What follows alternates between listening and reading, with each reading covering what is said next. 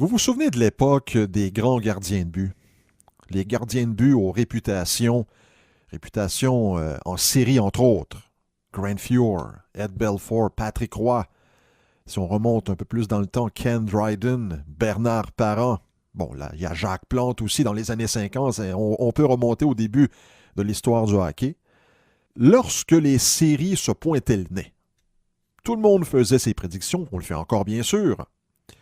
On parlait des attaquants, on parlait des brigades défensives.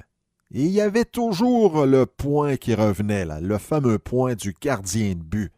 Est-ce que l'équipe a ce qu'il faut entre les poteaux? On parlait souvent des Devils dans les années 90 et au début des années 2000 avec Martin Brodeur. On savait que Brodeur pouvait tenir le fort. Il avait le CV et les aptitudes et la réputation pour amener son équipe loin en série. Même chose pour ceux que j'ai nommés, là, les Fuhr, Belfour et compagnie. Pourquoi que ce n'est plus le cas? Martin Jones, Tuukka Rask, Braden Holtby, Jonathan Quick et les gardiens de but d'aujourd'hui. Rarement on va parler du gardien lorsque les séries arrivent. Et on ne dit plus est-ce que l'équipe a le gardien, là? Est-ce que c'est un gardien des séries, là? Non, on ne parle plus de la sorte aujourd'hui. Pourquoi? Parce que, bon, lorsqu'on regarde, à chaque époque, il y a eu des grands joueurs qui se sont démarqués et il y a eu des grands gardiens également. Et je ne parle pas uniquement de la feuille de route côté statistique. Là. On peut parler aussi des styles de tel ou tel gardien de but à l'époque.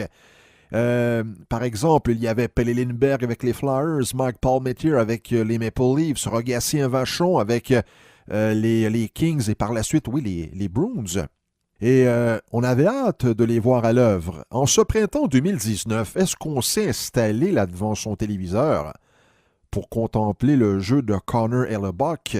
Il y a eu les grands duels par la suite, là, dans les années 70, 80, 90. Cheevers avec Bernard Parent lorsque les Bruins et les Flyers affrontaient le Canadien. Dans les années 80, ça s'est poursuivi. Et je vous pose la question, la rivalité Colorado-Détroit aurait-elle été la même sans la présence de Patrick Roy à New York? Billy Smith, vous savez l'expression money player, ça vient de Billy Smith, mais ça vient aussi de quelques-uns de ses coéquipiers. Mais Billy Smith n'a jamais été le plus grand gardien de but, l'un des plus grands gardiens de but en saison régulière.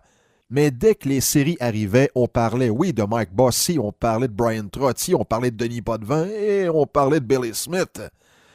Lorsqu'on s'approchait près du filet de Ron Hextall, il fallait faire attention. Vous voyez où est-ce que je veux en venir, là? Les gardiens de but, il y a plusieurs années, prenaient une place importante dans les discussions. Aujourd'hui, ce n'est plus le cas. Pourquoi?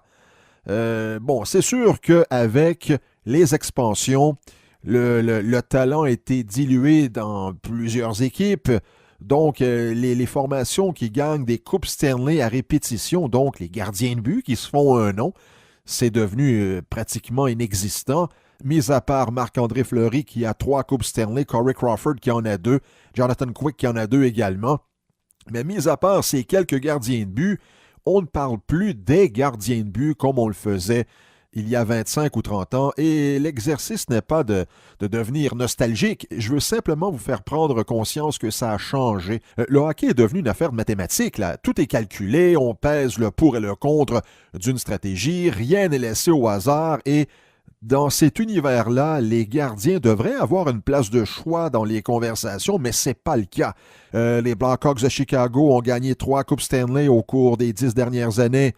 Et pourtant, Corey Crawford n'est pas souvent mentionné lorsqu'on parle des succès de l'équipe. On parle de Jonathan Toews, on parle de Duncan Keith, on parle de Mariano Hossa, on parle de Patrick Kane, on parle de Brent Seabrook. Là, on parle de plusieurs joueurs avant d'arriver à Corey Crawford. Les prestations des gardiens de but se mêlent ni plus ni moins dans le succès global de leur équipe. Il y a beaucoup d'amateurs qui estiment que le gardien est un membre de l'équipe, comme les autres joueurs dans le hockey d'aujourd'hui. Le temps où une équipe aspirante à la Coupe Stanley avait besoin du meilleur gardien ou l'un de ceux appartenant à l'élite semble être révolu. Les systèmes de jeu ont pris le dessus.